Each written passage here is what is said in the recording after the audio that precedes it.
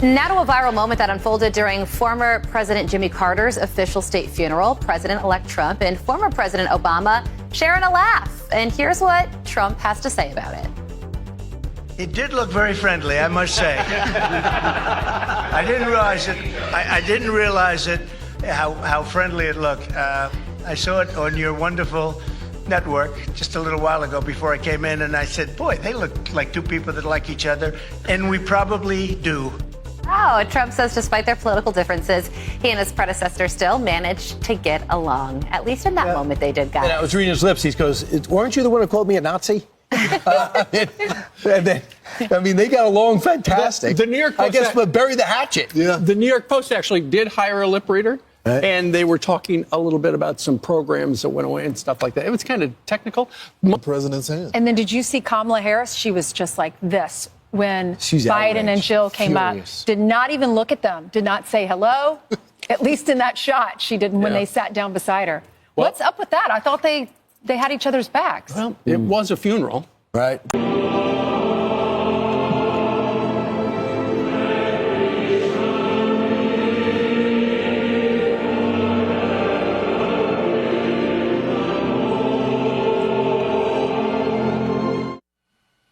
Wow, barely a hello. I don't. What do you make of that?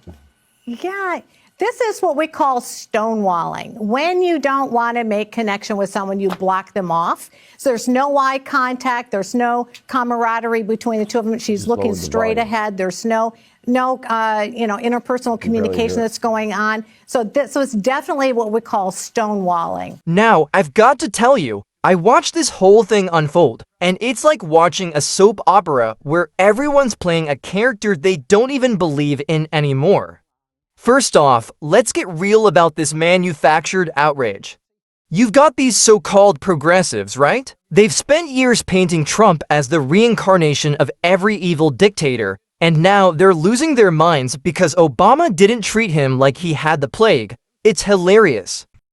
Politics is all WWE. And, meanwhile, we out here, cutting off family and friends and business relationships because of who somebody chose to vote for. Like, stop running to kick that football, man. Cut it out. Politics is all WWE. It's really just that simple for me. They really could have been talking about the NFL. They could have been talking about anything. Yeah, but after you went so hard, calling somebody a threat to democracy and calling somebody a fascist, and now you just, chummy with the man. You told us he was a threat to democracy. To me, that's just just terrible political optics. That's WWE because they sit next to each other. They could have said anything. Trump could have said, "You smell that?" Somebody farted, and he could have laughed. Like you just never know. They was calling him a fascist, just like his VP called him Hitler. Would you giggle with Hitler? Meanwhile, Republicans demonize Democrats every chance they get. Bruce Fisher wouldn't even shake the VP's hand. But you got the last real leader of the Democratic Party, Barack Obama, laughing and giggling with Trump, looking like he is. He's kissing the ring. That's what it looked like. It did. That whole thing yesterday was illustrative of how that group of former presidents look at one of their own. Yes. Okay, that to me is the thing about yesterday, how they look at him. And so I agree with you, Joe. It's like they forgot that civility is not an endorsement. It's basic human decency, especially at a funeral. It's fascinating that this idea of kissing the ring even came up. It shows how the left is obsessed with optics, that it doesn't matter what the content of their speech is as long as the picture looks good. The whole civil thing works, but civility is a two-way street. We all know that. Let's just see what the civility is coming the other way, because I bet you it isn't. And that's going to be the test of this administration out of the gate with those four of the former presidents sitting there.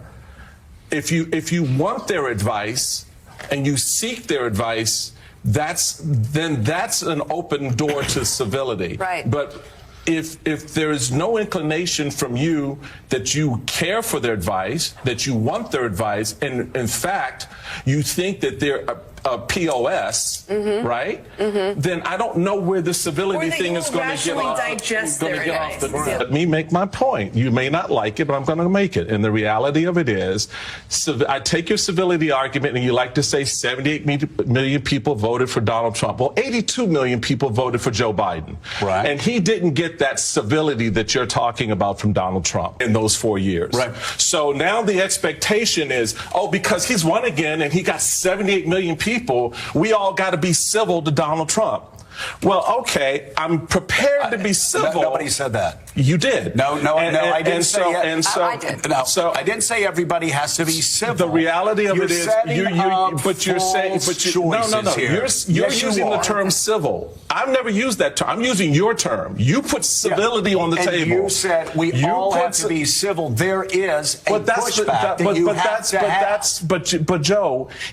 I'm just talking about Barack Obama. I'm saying, I'm not, fine. I'm not talking about that. My main point is, everybody's looking at this from a one-way perspective. How we need to approach Donald Trump. How the hell is he approaching us? Yeah. Right? The man wants to lock up citizens. The man wants to turn the government against him. How are we to respond to that? Are we supposed to be so? And then we have the meltdown on MSNBC. Oh man. It's like they're all auditioning for a drama award. The pro-clutching, the hand-wringing, it's pure comedy. 1 minute, they're screaming about Trump being a threat to democracy. The next, they're having existential crises because Obama was seen smiling next to him. These are the same people who called for civility, but only when it suits their agenda. The hypocrisy is off the charts. Look, let's be honest, this whole charade proves that for some people in the media, it's never been about principle, but always about power and ratings. The idea that politicians should be acting like robots who never smile at the enemy is just absurd. It's WWE wrestling. That's all it is. It's a performance. They can call someone a fascist or a threat to democracy one day, then laugh and joke with them the next. The real issue here isn't Obama being nice, but the fact that these people don't even realize how ridiculous they look. Doesn't seem like it. Michael, why do you... Not you. I'm just saying the Michael, broader Michael, you. Why do you feel the need to create false choices? I'm not creating a false choice. I'm using your words. You have created... I'm using you. You put civility on the table. My words.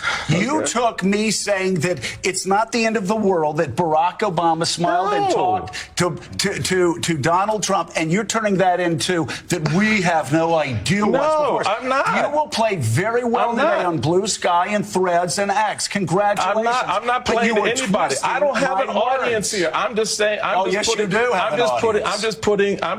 a particular. I'm talking to the American people just like you are. I'm using the words you use. No, you're twisting. And so I'm not twisting your words. So let me untwist them. Okay, good. Civility is a two-way street, as I said at the very beginning, and then you attacked that. No, I didn't attack that. You did. Yes, Michael. You did. So you did. No. You need to go back and look at the tape. We can look at the tape. But the reality of it is, my general point, Joe, is that civility is a two-way street. If you want to throw civility on the table, I'm with you. I'm all down with that. I think absolutely what we witnessed yesterday with 5 living presidents sitting there at the funeral of a former president is a seminal American moment. All right, and it's an important one. And yeah, the politics and the sort of funny moments that occur, those are great. But next week, we start a new regime. We start a new direction. And everybody wants us to behave a certain way in this new era. And I'm more than willing to do that. Way? Yeah. Whatever it is, what if it's civility, if it's accommodation to Donald Trump, as we see corporate America doing, if it's bending the knee, whatever it is. But my point is, does anybody here think that we should accommodate Donald Trump? But here's the real tea. This meltdown isn't about Trump, and it isn't about Obama. This is about the Democrats' fear of losing relevance. Look, the American people have shown that they aren't buying the narrative that Trump is Hitler. They see that some of Trump's policies are good for them, even if they don't like the man. It's about common sense, and that's what makes the radical left so frustrated. They need to demonize Trump to justify their own actions and positions. They have been pushing this narrative of Trump as the end of democracy for years, and it has not worked. They're afraid that people will start to see the similarities between Trump's policies and what they would want for themselves. They have got to realize doubling down on Trump hate isn't a strategy. It's a sign that they are out of touch with the people. People want progress and good governance, not more political theater and outrage. They want solutions, not just constant division. The American people see through this charade. So what's next? Well, for one thing, I'm hoping we get less of this manufactured drama and more real conversations. I'm hoping we see them try to find common ground with Trump when he does something the American people like.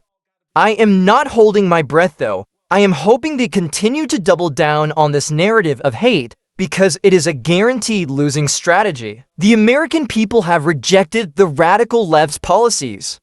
The Democrats need to stop with this idea that they should be uncivil to Trump. They should try a new approach. They need to realize that Trump is the president and will continue to be the president. Stop with the outrage. Start listening to the people. It's that simple. And as for MSNBC, maybe it's time to take a chill pill and try a little actual journalism and not this constant state of panic and rage. That's all for today's Black Coffee Rant. Let me know in the comments what you think. Like, subscribe, hit that notification bell, and as always, stay woke. Peace out.